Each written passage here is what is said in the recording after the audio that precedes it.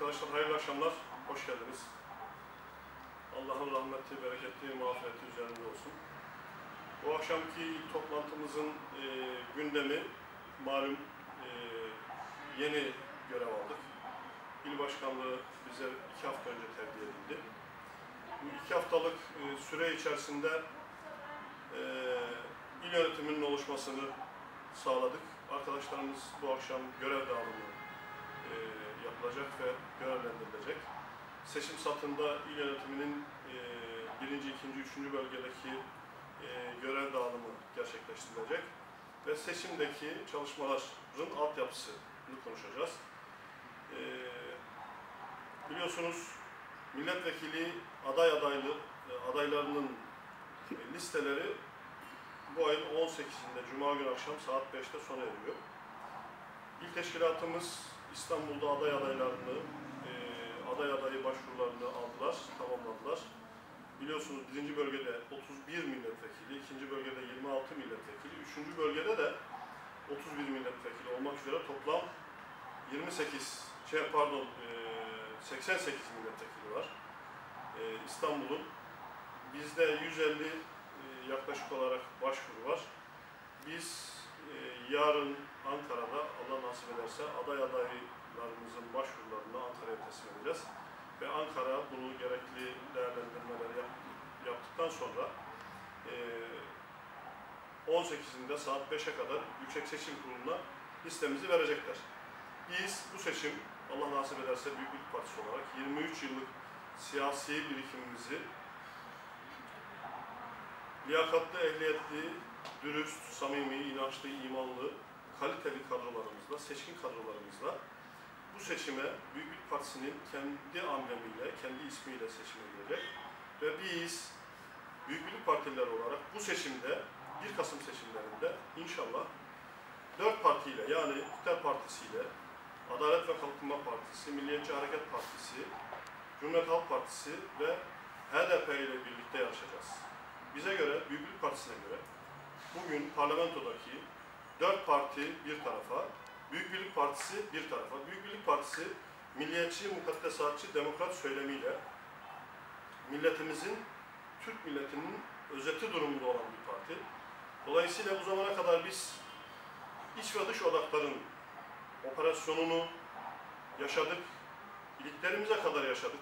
Partimize, kurucu liderimize, gençlik teşkilatlarımıza operasyonlar yapıldı. Büyümemiz engellendi, halen engelleniyor. Antidemokratik olarak nitelediğimiz %10'luk bir baraj var. Halbuki %10'luk bir baraj bizim gibi milletin değerleriyle bezenmiş bir siyasi hareketin parlamentoya yansıması, milletin iradesinin parlamentoya yansımasının engellenmesi demektir diye düşünüyoruz. Bu anlamda biz inşallah bu seçimde milletimizin teveccühüyle %10 barajını da aşarak parlamentoda milletin iradesini temsil edeceğiz inşallah. Biz biliyorsunuz milletimizin önüne bu seçimde diyeceğiz ki sloganımız şu: onlarca yıldır Cumhuriyet Halk Partisi'ne oy verdiniz. Ne değişti? Hiçbir şey değişmedi. Yine onlarca yıldır Milliyetçi Hareket Partisi'ne oy verdiniz. Ne değişti? Yine hiçbir şey değişmedi. 2002 yılında Adalet ve Kalkınma Partisi milletin yegane umudu olarak parlamentoda tek başına iktidar oldu. 1. ve 2. dönemde Büyük Birlik Partisi'nin de olumlu faaliyetlerine destek olarak güzel şeyler yaptığına inanıyoruz. Ama bugün Adalet ve Kalkınma Partisi miadını doldurmuş, misyonunu bitirmiş, vizyonunu tamamlamış, tamamen günübirlik siyaset yapan bir iktidar durumunda, hatta iktidar bile değil.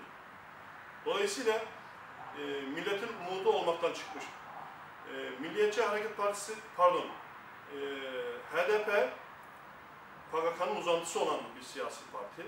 Tamamen Türkiye'nin bölünmesi, parçalanması ve kardeş kavgasının körüklenmesi noktasında sürekli takiye yapan, sürekli söylemlerini değiştiren, bazen yumuşak, bazen tehditvari, bazen teröristlerle birlikte kol kola görüntü veren bir siyasi hareket. Dolayısıyla Türk milletinin değerleriyle bezenmiş bir siyasi hareket bulamıyoruz. Milliyetçi Hareket Partisi, milliyetçi söylemlerle Türk milletini, Türkiye Cumhuriyeti Devleti'nde yaşayan herkesi kucaklama imkanına sahip mi değil? Peki demokratik söylem, sosyal demokrat söylemlerle Cumhuriyet Halk Partisi'nin Türk milletinin tamamını, bu ülkede yaşayan herkesi kucaklama imkanı var mı? Yok. Dolayısıyla Büyük Birlik Partisi, bir önce söylediğim gibi milliyetçi, mukaddesatçı, demokrat söylemleriyle milletin değerlerinin tamamını partisinin, siyasetinin ideolojisi haline getirmiş bir siyasi parti ve ehliyetli ve kaliteli kadrosuyla artık Büyük Birlik Partisi milletin umudu, milletin yegane seçeneği ve yegane tercihi olma durumundadır bugün. Ve biz bu özgüvenimizle, kararlılığımızla, projelerimizle, vizyonumuzla milletin önüne çıktık. Milletimizin gönlünü, sevgisini kazanmış bir hareket olarak artık oyunu da kazanmak durumundayız diyoruz.